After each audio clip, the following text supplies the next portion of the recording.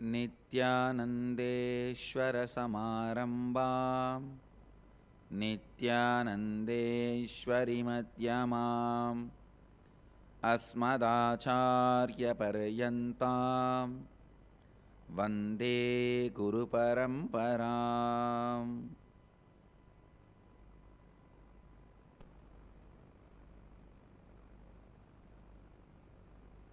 I welcome all of you with my love and respects. I'll expand on Kathopanishad. So first, please chant the Shanti Mantra along with me. Om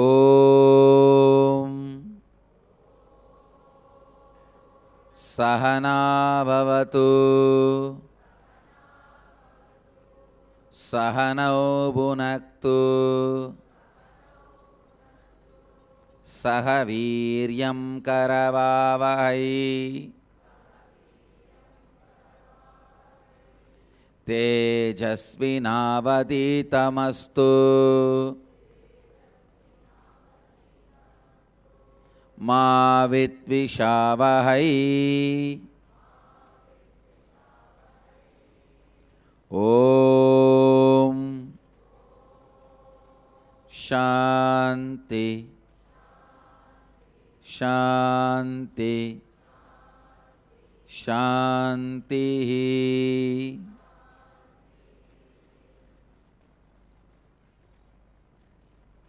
This great Upanishad, Kathopanishad,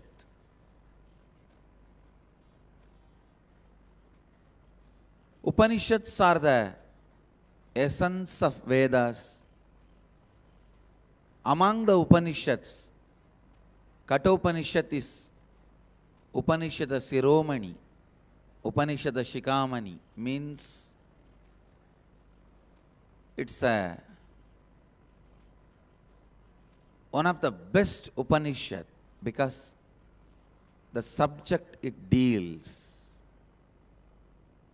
is death. Please understand. With right understanding, death can become rejuvenation energy. Energy which will rejuvenate you. Don't think death is always a curse. When you don't understand, it's a curse.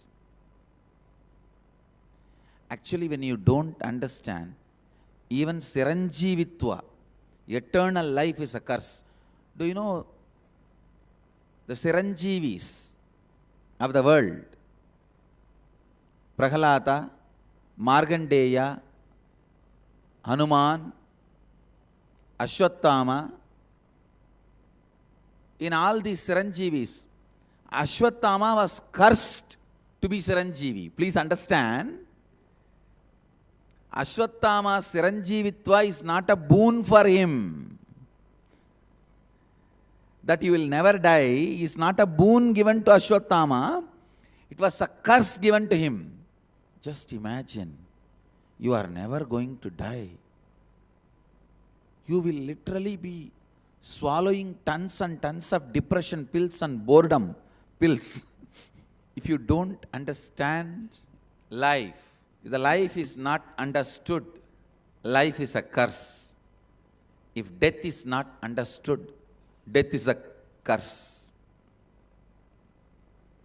If you understand both, I tell you, every time death happens, it is a possibility for you to rejuvenate and take a new body.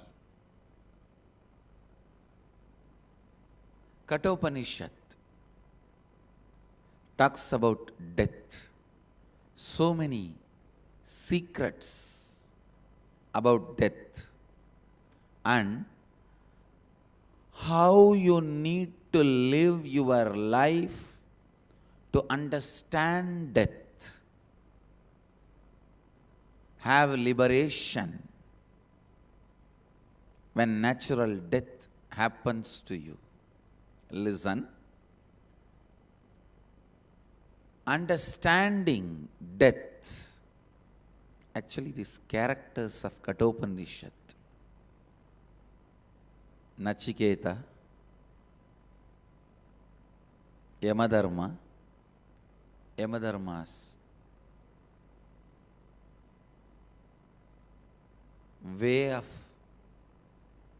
radiating fear and compassion, how he makes people shiver when they don't understand death, how he showers compassion when somebody understands and want to understand death.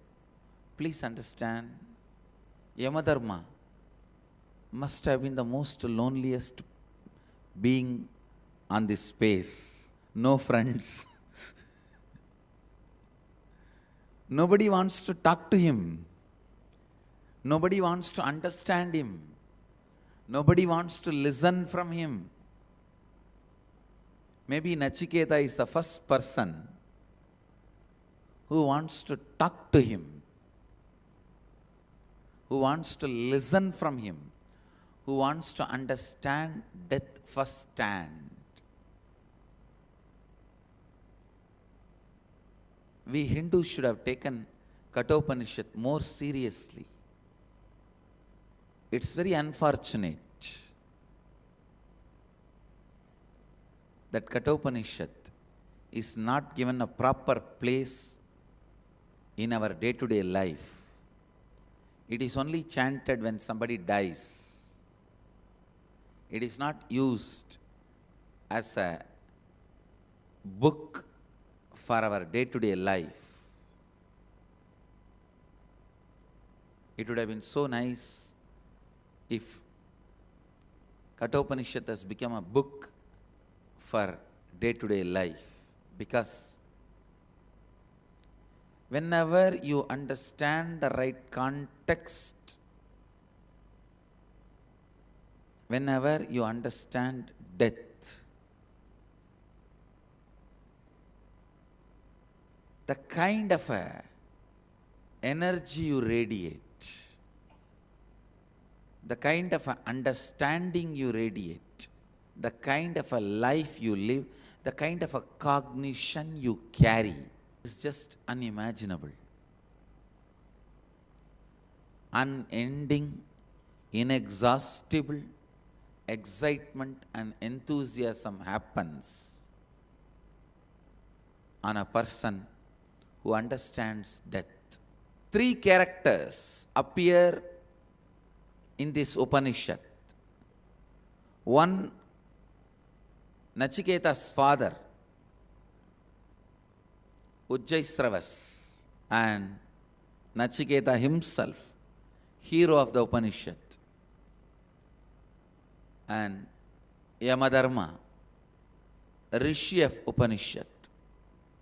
He speaks, the major part of these Upanishads are his words.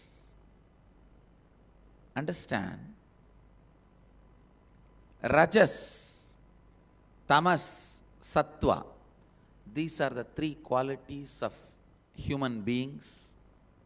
I can say in a way, everything in the world is made of these three qualities. Rajas, Tamas, Satva. Satva is the pure seeking. Rajas, powerful but confused, complicated, contradicting. Tamas, literally dead. Death. Please understand. Understand. Naciketa is pure seeking. Naciketa's father, king, is embodiment of Rajas, powerful but confused. Naciketa is embodiment of Satva, pure seeking. Nachiketa's father is embodiment of Rajas, powerful but confused. If you see his action in these Upanishads, see, he is already a wealthy, rich king who literally has everything, but even then he doesn't feel complete. He doesn't feel fulfilled. Not feeling fulfilled is one side. Not knowing why you are not feeling fulfilled is the worst thing. So Vajashravas, not only he is not complete, he is not able to understand why he is not complete, why he is not feeling fulfilled. This is one of the biggest problem of all rich men. Unless you are spiritually rich, you will face this problem. You won't feel complete, and you will not know why you don't feel complete. That is the worst thing, I tell you. When you don't know why you feel incomplete, you will try to come up with your own reasons. That is where the messing up of your life starts. You start thinking, why I am not complete? I know I have all the pleasures now. It may not be permanently with me. It may go away. It may be taken away. Insecurity is the name of confused incompletion. When you don't know to find the root cause of your incompletion, the confused name you give, the identity mistake happens for your incompletion is insecurity. Listen.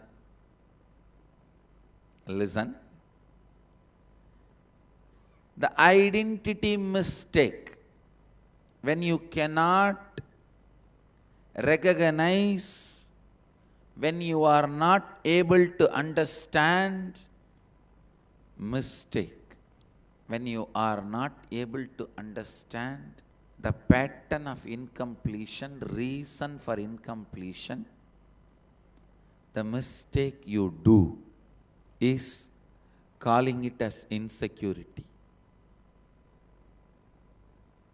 Here, Naciketa's father does the same mistake. The Vajashravas is embodiment of Rajas, confusion. He understands he is not complete, but he doesn't understand the reason why he is not complete. Because he doesn't understand the science of completion, he thinks the fear of losing all these pleasures, status, is the reason for his incompletion. So he plans for retaining all the pleasures even after death. Only then you start projecting heaven.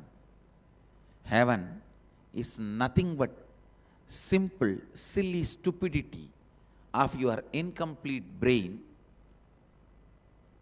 cooked with your confusion, finally added with a complication. Understand the concept of heaven. The concept of heaven is nothing but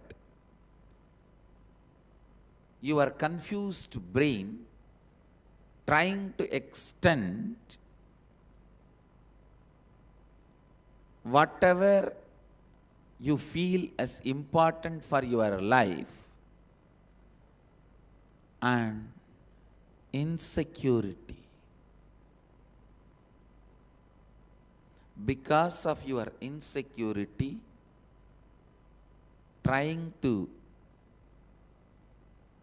extend whatever you think as security, even beyond your death, is heaven. Real heaven is completion. Real heaven is completion, here and now. Listen, Vajashravas, embodiment of Rajas, is not able to guide the Satva to enlightenment because he himself is confused. How can he guide? Because he wants heaven, he is giving away whatever he is having. Can you imagine? He has some things and he feels insecure that in future all those things may be taken away from him. So he wants all of that to be permanently with him. And then the Vedas come there and tell you, please give away whatever you have. You will get everything in heaven. What is the meaning of it? The meaning of it is, when you give away, your insecurity also will go away. You will achieve completion. Then permanently, eternally, you will be in heaven. But this guy, without understanding the context, why Vedas prescribe charity, he thinks charity and heaven is a bargain. Please understand, it is not bargain. Many times, your insecurity and inauthentic identity is established on what you think as yours. Please listen. The I and mine, these two are the root of all your incompletions. I and mine. People always think the I comes first and then mine happens. No. Mine comes first, then I happens. Based on whatever you cognize as yours, you cognize who you are. Listen. Based on whatever you cognize as yours, based on that you cognize you. Many times the yours, that mine, becomes the source of I. So if you give away all of them, the incompletions also will disappear. You will evolve a new I which can be reinvented, which can be rebuilt based on completion. I tell you. Poor man is a man who has never seen poverty even once in life. Understand? I am defining who is poor man. Poor man is a man who has never seen poverty even once in life. Because this country has already suffered in poverty, we are not understanding the richness it can cause. Please listen. I am not promoting poverty. All I am trying to tell you is, even once, if you have not realized poverty, you will not have the free space in your being to reinvent yourself. That is why in the science of enlightenment, at one point you have to break, renounce everything, be in the street empty-handed, till that you don't own anything. Nothing can be the reason for your cognition of I. Your I has to be just dependent on I. The mind cannot be the foundation ground for I. For that understanding to sink in, at least 1 year in your life, you should have been empty-handed, nothing, without anything. No relationship, no friends, no money, nothing. I tell you that 1 year will give you the strength to reinvent who you are. And I can tell you, 9 years of my accepted poverty, self-imposed poverty, not imposed on me forcibly. I may not want to say my Purvashram family is rich, but they are decent. They were able to provide food and clothes and shelter for me. That much they are able to do. But when I renounced all of that, and family, friends, all the known contacts, everything, that 9 years of self-imposed poverty gave me tremendous space to reinvent myself and rebuild the new I from the space of completion. I tell you, man who has never seen poverty in the life, at least for 1 year, is the poorest fellow. Is the poorest fellow, because just recently I was reading an article, a research paper in Facebook. Just fasting can rekindle and awaken your whole immune system. I was shocked. I thought, how can fasting rekindle, reawaken, strengthen your immunity system? When I sat and consciously started scanning, when I started analyzing, I found the truth. If you allow the body, see, I have seen so many Jain monks fasting left, right and the center. Means living just with hot water for 1 year. I have seen, please understand, believe me, I have seen Jain monks who live just on warm water 1 year. But I have not seen a single Jain sadhu dying unless they decide to give up the body. And Jain sadhus are the most healthiest, long-living sadhus in all monastic orders. Catholic,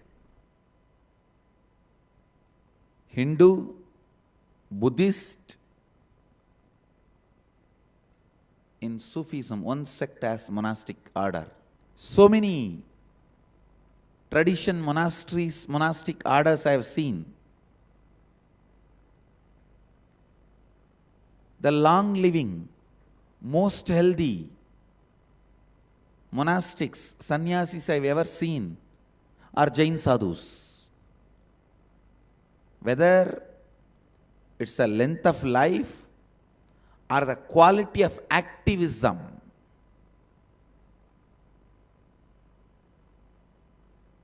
nothing can be compared to Jain sadhus. So please understand,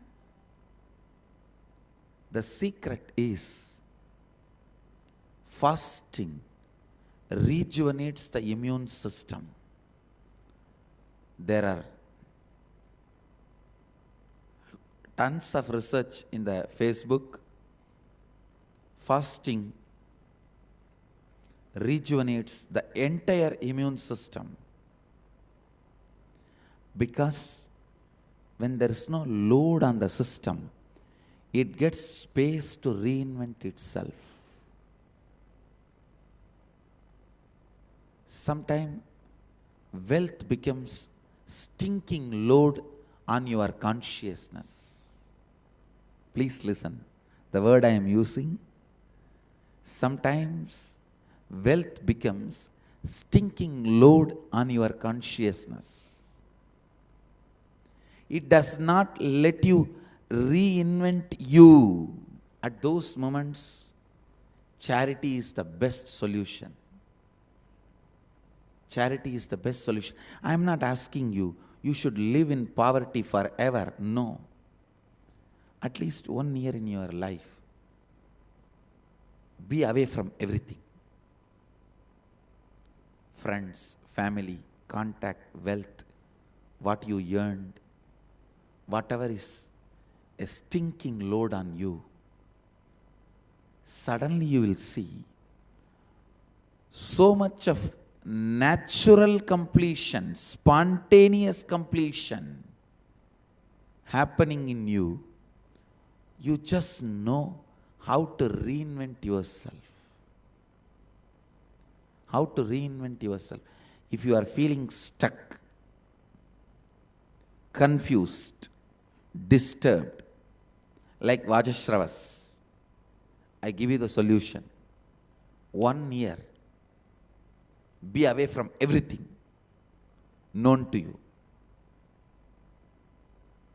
I know it looks very risky, too difficult, but anything great has some price. You have to pay for it. I paid and I found it is worthy. I tell you, I found it is worthy. The very I gets altered.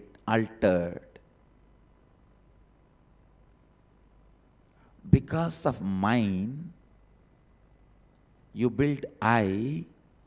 When that mine is taken away, the I can just be rebuilt.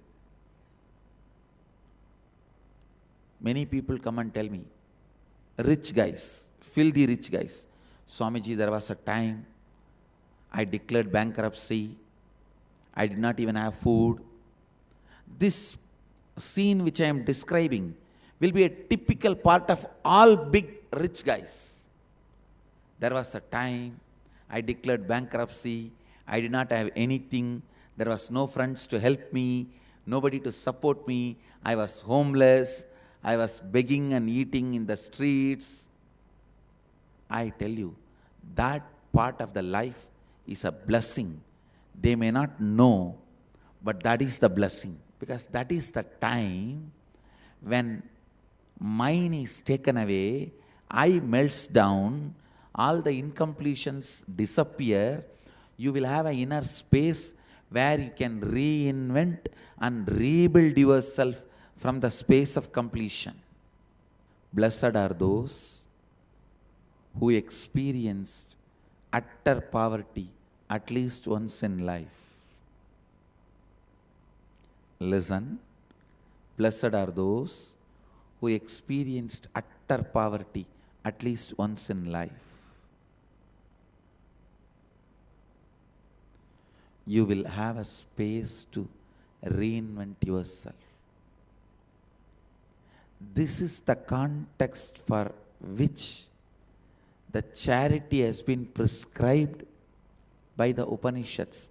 With the Vedas, they say very clearly, whatever you really like, give them away.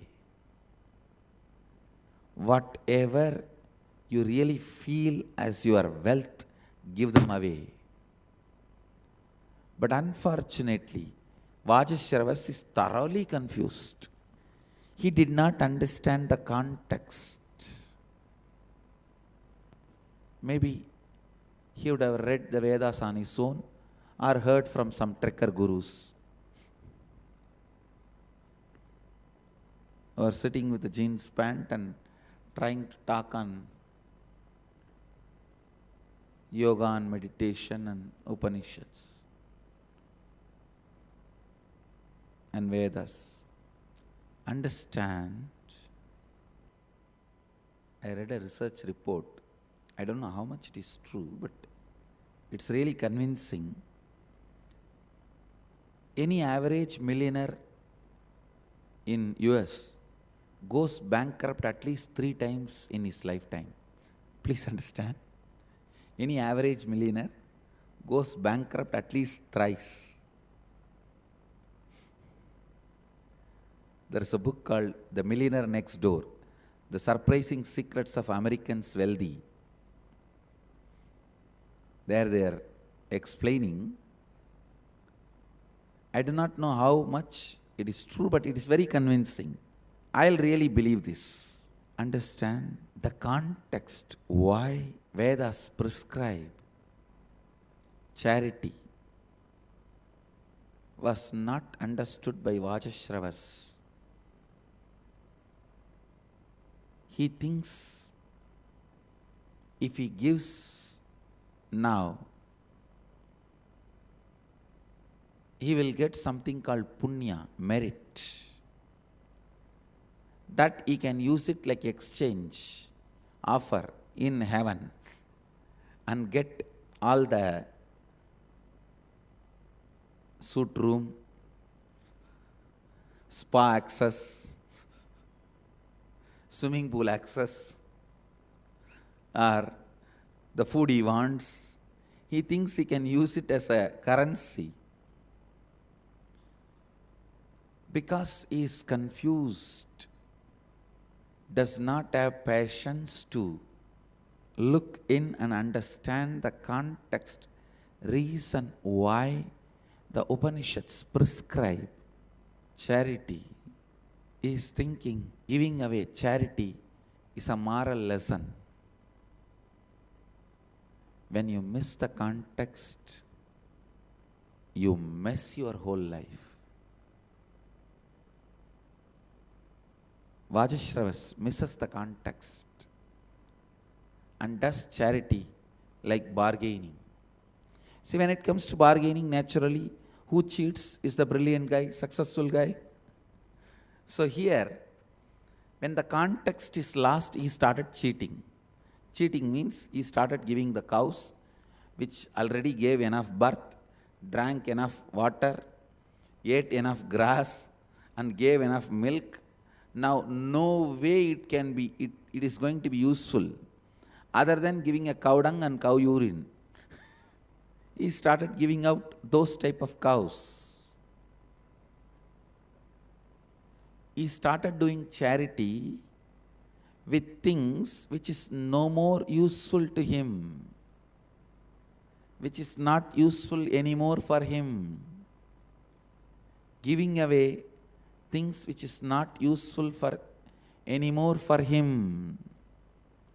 Understand, when Rajas, even though Rajas gives birth to Satva, when Rajas cannot guide Satva anymore, Satva goes to the master, Yama Dharma.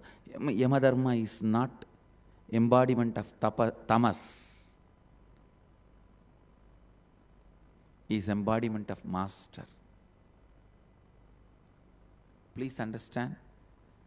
If you don't understand the master, he may look like embodiment of tamas. If you understand, he is embodiment of tapas. When you don't understand, he may look like tamas. When you understand, you will realize he is embodiment of tapas. First rebel is Naciketa. When he saw father is not understanding the context and he is not able to guide him, he did not bother to rebel. He did not bother to stand up. He did not bother to start seeking on his own. Naciketa, the first hero of Vedic tradition. Please understand, Naciketa is far, far, far more senior to any great incarnation or hero you know. He is far more senior to Rama, far more senior to Kapila, far more senior to any incarnation known to you, in available records, in available Vedic literatures, he is the first hero we come across. The most ancient are the Vedas and Upanishads. So in the Upanishads, the first hero we come across is Naciketa. And even in Gita, there are many lines repeated from Kathopanishad. Not only concept, please understand, many concepts from Kathopanishad is repeated in Gita, just copy paste. Even the lines are repeated. This shows Krishna was full of Kathopanishad in his inner space. See, whatever is in your inner space will naturally come out when you speak. For example, when you guys try to advise somebody, counsel somebody, what words will come out? Whatever you heard in the morning satsang, about which you are full of, that only will come out. Same way, by repeating verbatim from Kathopanishad, Bhagavan proves he is full of Kathopanishad. Kathopanishad is the earlier literature, then Bhagavatam, then Krishna's time. Naciketa is senior to Rama, Krishna, all the known incarnations and heroes. I think today I have introduced too many important concepts. Go and sit and contemplate and do Vakyartha Sadas on it. Poverty, self-imposed poverty, way to reinvent yourself. This is the title for today's Vakyartha Sadas. Self-imposed poverty, the way to reinvent yourself. Do Vakyartha Sadas on it. I'll continue to expand further on these Upanishads. With this, I bless you all. Let you all radiate with integrity, authenticity, responsibility, enriching, causing, living Advaita, the eternal bliss, Nithyananda. Thank you. Be blissful. Nithyananda Dhyanapitham, Nithyananda Nagar, off Mysore Road, Bidadi, Bengaluru. Phone 08027279999. www.nithyananda.org, www.youtube.com/lifeblissfoundation.